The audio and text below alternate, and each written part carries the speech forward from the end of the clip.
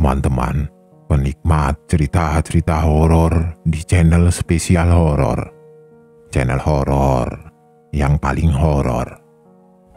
Jumpa lagi bersama Mimin di sini.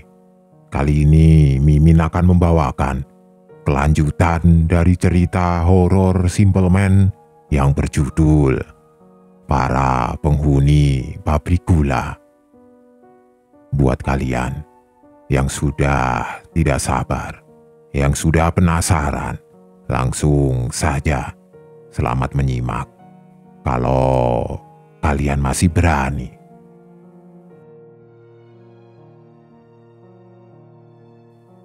Pak, kebelet. Kalimat itu mungkin bukan hal yang aneh dikatakan oleh seorang gadis kecil. Namun di desaku, kalimat itu akan berbuah menjadi hal yang tidak mengenakan, terutama bila dikatakan di kala hari sudah petang. Ya sudah, ayo Bapak antar, kata Pak Sukin, tetanggaku. Pak Sukin sehari-harinya bekerja sebagai kuli kasar. Maklum, desaku memang kebanyakan berisi orang-orang yang bekerja serabutan.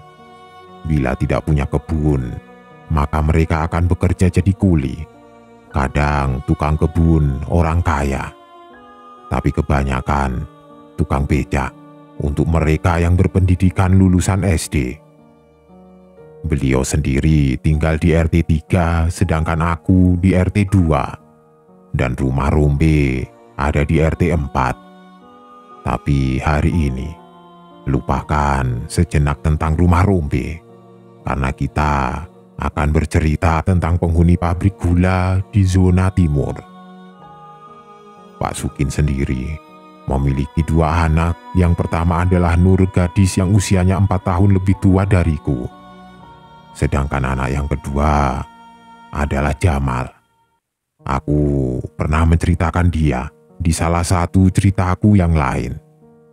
Jamal 1 tahun lebih tua dariku.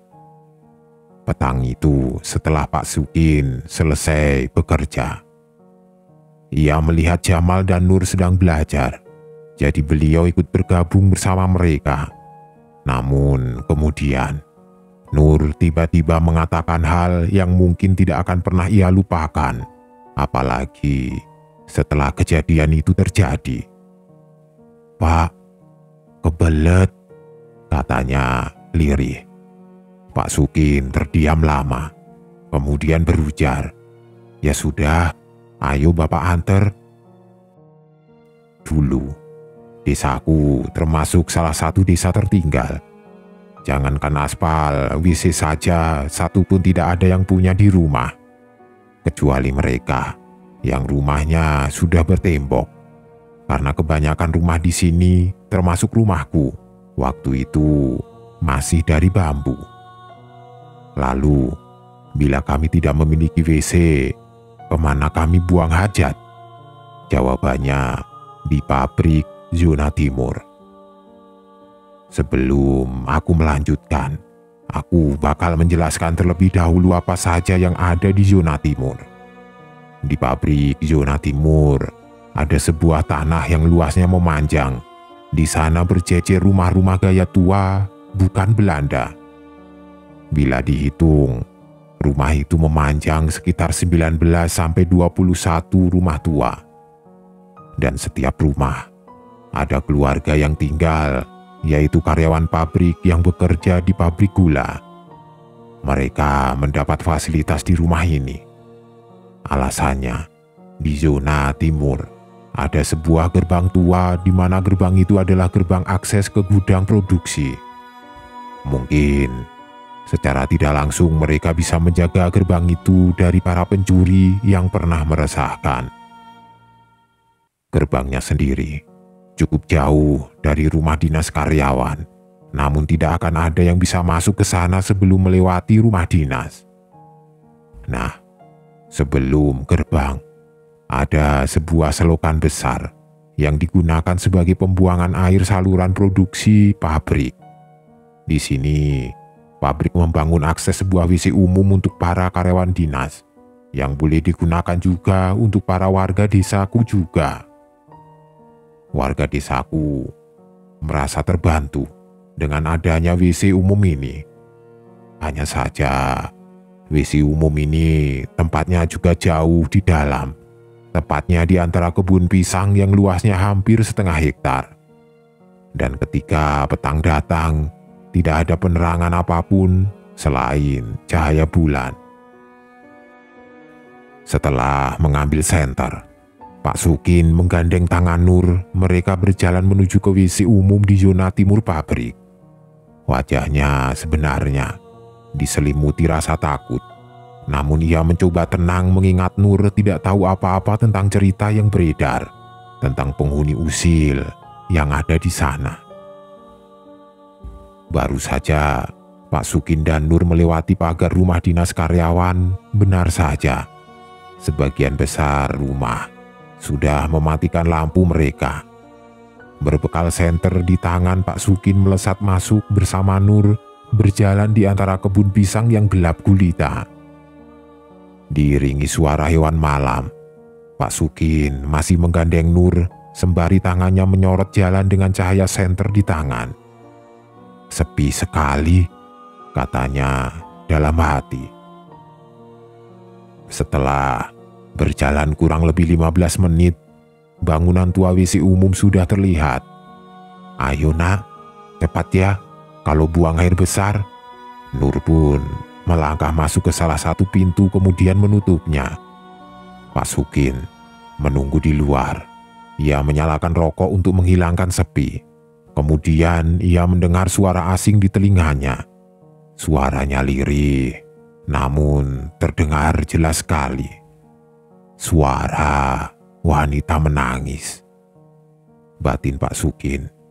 Matanya menerawang ke sebuah pintu WC paling ujung, berbekal rasa ingin tahu. Beliau mendekati tempat itu.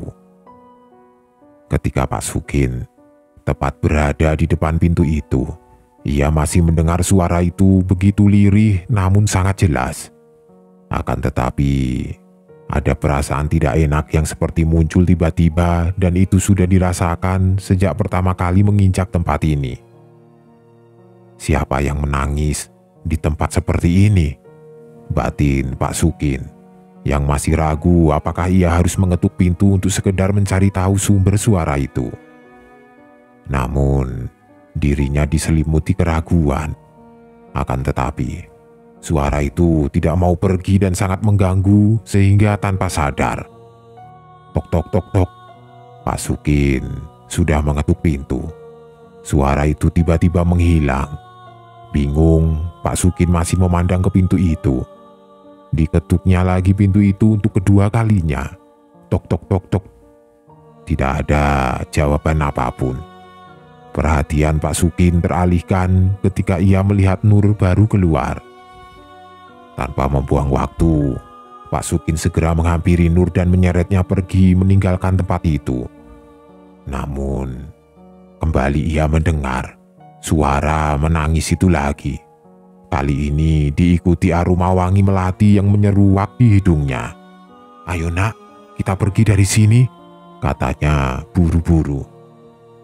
Belum jauh dari WC umum itu tiba-tiba terdengar seperti suara benda jatuh, nyaris menyerupai suara ketika kelapa jatuh dari pohon. Kaget dan bingung, Nur dan Pak Sukin mencari-cari sekiranya apa yang baru saja terjatuh itu. "Pak, apa itu?" kata Nur. "Tunggu di sini sebentar ya, Bapak akan segera kembali." Dalam langkah menembus kebun pisang, Pak Sukin berpikir, tidak mungkin itu buah kelapa. Di sini kan kebun pisang, dan suara pisang jatuh tidak akan sekeras itu. Tapi rasa penasaran terkadang membutakan akal pikiran manusia, sehingga Pak Sukin mulai mencari-cari di mana sumber suara itu berasal. Ia bergerak ke sana kemari, melewati satu pohon pisang ke pohon pisang yang lain, hingga akhirnya matanya tertuju pada siluet bundar di atas tanah. Ia menyorot benda asing itu dengan senter di tangannya, mendekatinya, kemudian memungutnya. Rupanya sebuah batu besar biasa. Kecewa, Pak Sukin berniat akan membuangnya begitu saja.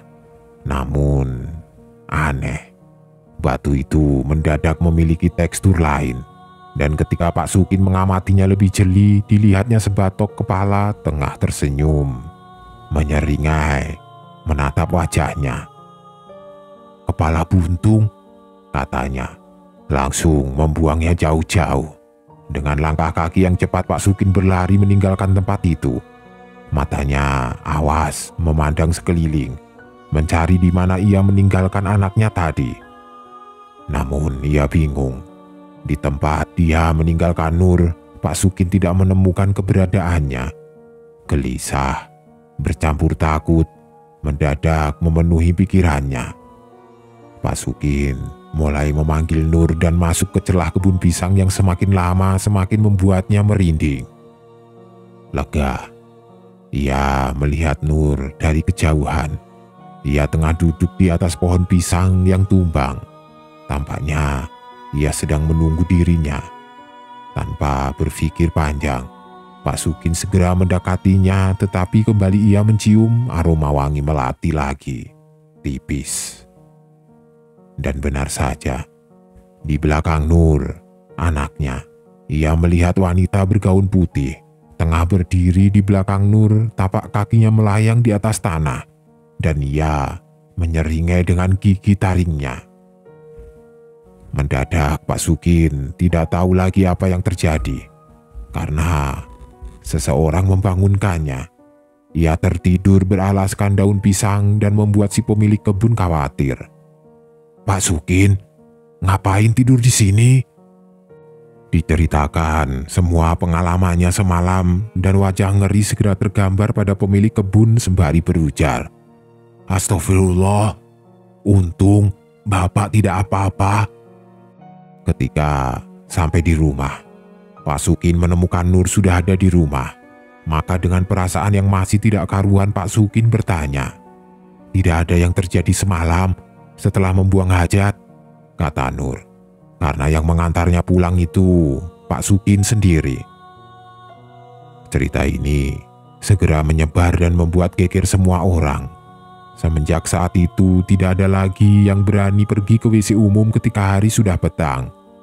Karena penghuni di zona timur adalah penghuni paling usil yang seringkali bersinggungan dengan warga. Apakah cerita ini berakhir di sini? Jawabannya tidak. Karena ini baru awal pembuka penghuni di zona timur. Kebun pisang Plengsengan. Begitulah orang memanggil nama tempat ini. Lalu, apakah ada sejarah di balik nama ini? Mari kita eksplor tempat ini dan dengarkan baik-baik ceritaku kali ini. Sebelum menjadi kebun pisang, tempat ini menjadi arus utama sebagai pembuangan limbah pabrik yang langsung menuju ke kolam limbah di selatan. Namun tidak ada yang tahu bahwa pipa pembuangannya sendiri telah memakan banyak nyawa. Hal ini pernah dibicarakan oleh salah seorang saksi yang kini beliau mendiami salah satu rumah mes khusus karyawan. Meski sudah tua, namun ketika ditanya tentang peristiwa ini, beliau selalu bersemangat seolah kejadian itu terjadi baru kemarin. Lalu, apa alasan tanah ini dialihfungsikan menjadi mes bagi para karyawan pabrik? Disinilah kita akan mulai. Untuk membangun pipa pembuangan dari gedung produksi yang areanya tepat di tengah di samping cerobong, yang konon dijaga oleh makhluk sesosok naga yang ganasnya minta ampun, dan di sampingnya adalah singgasana Maharatu, sosok yang menjadi raja, di mana wujudnya tidak boleh digambarkan oleh siapapun, bahkan oleh sang juru kunci yang dipercaya itu sendiri.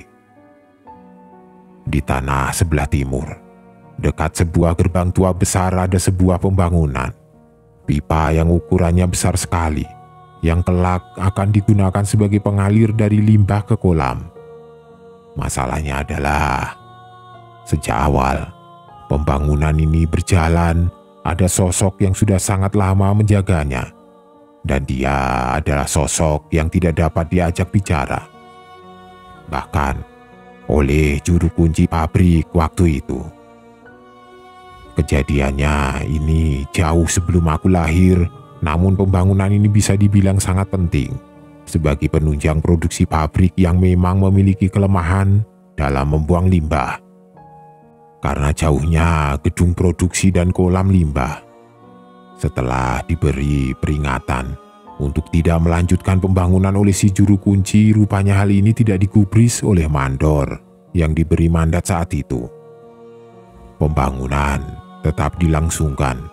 Akibatnya banyak kejadian aneh yang terjadi, yang paling sering tidak hanya sekali dua kali, namun berkali-kali. Dalam pembangunan, beberapa dari mereka seperti melihat sosok anak-anak kecil yang berbaris memandang mereka dengan wajah yang datar. Ketika diperhatikan lebih teliti, sosok anak-anak kecil itu tidak lagi terlihat. Dan tidak hanya itu, lubang yang mereka gali seringkali menemukan batu besar yang setiap kali diangkatnya, bobotnya tidak sama dengan ukuran batu itu. Batu yang seukuran semangka harus dipindahkan bahkan oleh 2 orang. Puncaknya adalah kematian tragis hampir 17 pekerja yang tewas karena tertimbun tanah. Namun, meski banyak korban jiwa saat itu, pembangunan itu berhasil. Akan tetapi, rupanya penunggu yang paling kuat di sana benar-benar tidak terima dengan hal itu.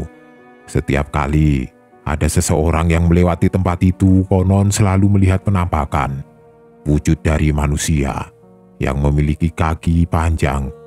Masalahnya, ia tidak memiliki 2 kaki layaknya manusia normal, melainkan 4 kaki. Nyaris menyerupai wujud kuda, dan setiap orang yang melihatnya kemudian menceritakan hal ini kepada orang lain, ia akan jatuh sakit selama 7 hari berturut-turut dan berakhir dengan cara meninggal. Awalnya ini ditanggapi dengan hal-hal yang kebetulan semata, namun rupanya itu terus berlanjut hingga hampir setengah divisi perawatan semua jatuh sakit. Juru kunci saat itu akhirnya membongkar siapa yang bertanggung jawab atas tragedi ini dan sempat berunding mencari jalan keluar. Rupanya, jalan keluar yang diminta oleh makhluk itu adalah dia meminta 100 anak-anak, di mana anak-anak ini haruslah anak mbarep, anak pertama. Dan dia akan menghentikan teror ini kepada karyawan pabrik. Hal ini tentu saja tidak dapat diterima. Masalahnya adalah sang juru kunci juga tidak akan sanggup untuk melawan makhluk ini karena dia salah satu panglima yang paling kuat yang sudah memegang daerah di tanah timur ini. Setelah memikirkan berbagai cara, si juru kunci bertemu dengan makhluk yang kabarnya dapat membantu. Permintaannya sederhana, yaitu tanami tanah di area timur ini dengan pohon pisang dan jangan berikan celah sedikit pun. Setelah mendengar hal itu, tanah di zona timur ini pun segera ditanami pohon pisang di setiap penjuru, membentang dari ujung ke ujung. Dan benar saja, makhluk yang konon memegang tanah ini tiba-tiba lenyap begitu saja. Kabarnya sekarang zona timur ini dipegang oleh panglima yang baru. Dan disinilah aku pertama kali melihat satu dari banyaknya panglima di pabrik gula ini. Ia dikenal dengan nama Nini Gerowok. Waktu itu jam 10 malam, aku ada di rumah Endah, menunggu teman-teman desaku yang lain. Kami mau membuat acara melean begadang di tenda belakang rumah Endah. Bagi kalian yang selalu mengikuti ceritaku, pasti tidak asing lagi dengan Endah. Kejadiannya ini sendiri sebelum Endah jadi pincang seperti saat ini. Endah sendiri Bisa dibilang anak dari tokoh penting di desaku. Karena itu rumah Endah bisa dibilang rumah yang paling bagus dibandingkan kami yang masih berumahkan bambu. Tidak hanya soal rumah, tanah Endah juga luas. Di tanah inilah kami membangun tenda. Semakin malam, satu persatu temanku sudah berkumpul. Tenda sudah berdiri sejak sore dan kami sudah berkumpul di sana, mengobrol sambil menyalakan api buat menghangatkan badan. Ketika kami sedang asik berkumpul, tiba-tiba Endah mengatakan hal yang paling aku benci. "Bakar ubi, pasti enak ini." Aku cuma diam, tapi temanku saling sahut menyahut. "Benar, enak ini," kata Andi. "Tapi tidak ada ubinya ini," kata Pandu. "Ada kok ubinya," kata Endah sembari tersenyum. Aku seperti sudah tahu apa yang bakal dia katakan sebelumnya. "Di plengsengan kan banyak. Ayo kita ambil 5 atau 6 ubi." Mendengar kata plengsengan, aku bisa melihat teman-temanku saling memandang satu sama lain. Aku pikir tidak akan ada yang senekat itu pergi ke sana di kala gelap sudah memenuhi langit. Namun Endah tidak menyerah. Dia terus membujuk dan membujuk. Ubi yang rencananya kami jarah sendiri adalah ubi milik seseorang. Bisa dibilang kami akan mencuri. Rupanya semua temanku tergoda dengan bujuk rayu Endah dan mereka sepakat buat berangkat. Hanya aku yang masih diam tidak bergerak. Endah tampak tahu aku tidak akan pergi, jadi dia mendekatiku. "Ya sudah, kalau kamu tidak mau ikut, kamu jaga saja di sini ya." Endah kemudian merangkulku, membuatku memandang ke halaman paling belakang rumah Endah. "Hati-hati, di sana ada sosok genderuwo." Mendengar itu, akhirnya aku memutuskan ikut. Karena apa yang baru saja dikatakan Endah bukan omong kosong. Namun perasaanku lebih tidak enak lagi soal penjarahan malam ini dan tampaknya firasatku kali ini tepat sekali. Waktu itu yang pergi adalah aku, Endah, Pandu, dan Andi. Kami berempat tidak butuh waktu lama untuk sampai di mes karyawan pabrik. Setelah membuka pagar besi, kami langsung masuk ke perkebunan pisang berbekal 1 senter. Endah berjalan di depan sendiri, aku ada di belakangnya. Kami berjalan menuju ujung kebun, tempat di mana ubi ditanam subur. Baru saja menginjakkan kaki di sana, aku sudah bisa merasakan badanku menggigil bukan karena dinginnya malam, tapi aktivitas di sana pasti sedang ramai. Aku perhatikan Endah tampak biasa saja. Memang aku kadang lupa kalau Endah bisa melihat hal-hal seperti ini. Berbeda denganku yang cuma merasakan saja di mana hawa keberadaan mereka. Kami berempat terus berjalan, melewati pohon pisang satu persatu sampai aku mendengar Pandu tiba-tiba lari begitu saja. Aku pun otomatis ikut lari, diikuti oleh Andi. Namun Endah tetap berjalan santai. Melihat Endah tampak santai, aku akhirnya berhenti dan menunggu Endah menyusul kami. Cuma pocong saja, pocong terbang, pakai lari segala. Kalau ada yang bisa aku pakai buat memukul kepala Endah, pasti aku pakai pukul kepalanya sampai memar. Kadang aku tidak bisa membedakan Endah bicara jujur atau tidak. Meski dia bilang pocong atau apalah, Endah sebenarnya lebih tahu bahwa kadang dia juga berbohong dengan mengatakan ini itu hanya untuk melihat reaksi kami. Setelah berjalan kurang lebih 10 menit, sampailah aku di kebun ubi. Di sini kami langsung mulai memilih mana yang menurut kami paling besar. Aku sendiri berhasil dapat 2 buah, sedangkan Pandu sudah berhasil mencabut 1. Namun Dari jauh aku mendengar si Andi tampak kewalahan untuk mencabut satu ubi. Aku pun mendekatinya dan melihat dia tampak bingung. Sejujurnya, tidak ada yang menarik dari ubi yang akan dicabut oleh Andi karena daunnya tidak besar dan seharusnya Andi bisa mencabutnya dengan mudah.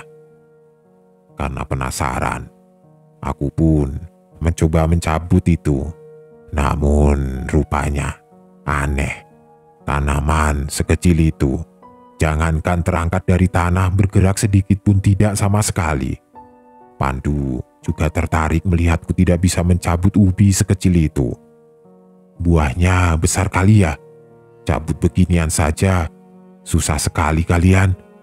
Dengan percaya diri, Pandu menarik ubi itu. Sekali lagi hal aneh itu terjadi. Rupanya, ubi sama sekali tidak terangkat sedikit pun dari tanah. Karena kesal, kami sepakat mencabut bersama-sama dan di sini aku mulai merinding karena ubi itu tidak tercabut juga oleh kami. Sialan, umpat kami yang habis kesabaran. Dan di sanalah aku merasa ada yang bersiul. Aku baru ingat, Endah tidak ada di sini bersama kami. Sontak aku kaget. Bagaimana mungkin kami lupa tidak ada Endah? Bukan cuma aku, Pandu, dan Andi merasa gelagat yang aneh. Sedari tadi, dia melihat ke sana kemari mencari sesuatu. Ada apa? Kata aku. Ada yang melempariku dari tadi. Pandu mengiyakan apa yang Andi katakan. Aku juga, ada yang lempar dari tadi. Akhirnya, kami inisiatif mencari, mungkin Endah lagi iseng. Jujur, Endah itu memang isengnya tidak ketulungan. Tapi bila ini benar-benar Endah, aku bakal amuk dia. Namun rupanya, aku mendengar sesuatu yang tidak mengenakkan. Dikala aku mencari-cari sumber misteri itu sendiri, aku baru sadar Andi dan Pandu sudah tidak ada di belakangku. Panik, aku segera menuju jalan keluar.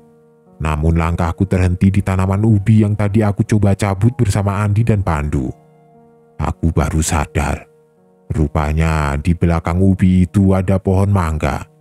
Pohonnya memang tidak terlalu besar, tapi anehnya, kenapa tadi aku tidak melihat pohon itu? Lalu aku melihatnya, sosok yang tengah duduk di atas batu. Hatiku rasanya mau mencelos begitu saja melihatnya. Sosok itu mengenakan gaun putih menyerupai kuntilanak. Hanya saja rambutnya disanggul menyerupai pengantin. Dan di punggungnya, dia membawa kipas yang besar sekali. Aku tidak bisa melihat wajahnya karena posisinya dia terus membelakangiku. Namun aku sadar, dia bukan jenis makhluk yang biasa saja. Auranya membuatku merinding. Tiba-tiba, aku teringat dengan satu nama, Nini Kerowok. Aku tidak tahu lagi apa yang harus aku lakukan untuk kabur dari sini. Nyatanya, aku tidak malah kabur. Aku penasaran di balik sosok yang membelakangi seperti ini. Tampaknya dia tidak mengganggu. Hal itu yang pertama aku pikirkan. Jadi aku pun mulai mendekat. Semakin mendekat, semakin dekat. Mungkin terdengar lucu, di mana seharusnya aku lari justru malah semakin mendekat. Sampai Endah tiba-tiba muncul begitu saja. Yang dia lakukan pertama, menutup mataku kemudian menarik pelan mundur menjauh sejauh mungkin. Aku nurut. Ketika kami sudah berjalan cukup jauh dari kebun ubi itu, Endah baru bilang, "Cantik ya, tidak seperti yang lainnya kan?" "Apa itu tadi, Ndah?" kata aku. "Tidak tahu aku. Sudah, ayo balik. Jangan lama-lama di sini. Tidak bagus." Aku yakin Endah tahu, tapi toh dia tidak mau ngomong. Jadi aku biarkan saja. Tapi aku yakin dia Nini Growok, makhluk yang sering aku dengar dan dibicarakan oleh teman-teman bapak yang tinggal di mes karyawan ini. Karena memang wujudnya menggoda dan seringkali membuat banyak pria tertarik. Meski aku tidak pernah mendengar dia mencelakai, tapi ucapan mereka benar bahwa di Plengsengan ada penunggu wanita yang sangat cantik dan selalu menggoda. Jadi, apakah Upi yang kami cabut tadi ada hubungannya dengan dia? Aku tidak tahu, karena Pandu dan Andi juga tidak membicarakan hal itu ketika aku balik. Tapi aku bisa ambil kesimpulan, dia, Nini Growok, adalah salah satu dari panglima di zona timur. Inilah alasannya kenapa zona timur hanya dihuni oleh mereka yang suka iseng saja, tidak seganas di zona lain.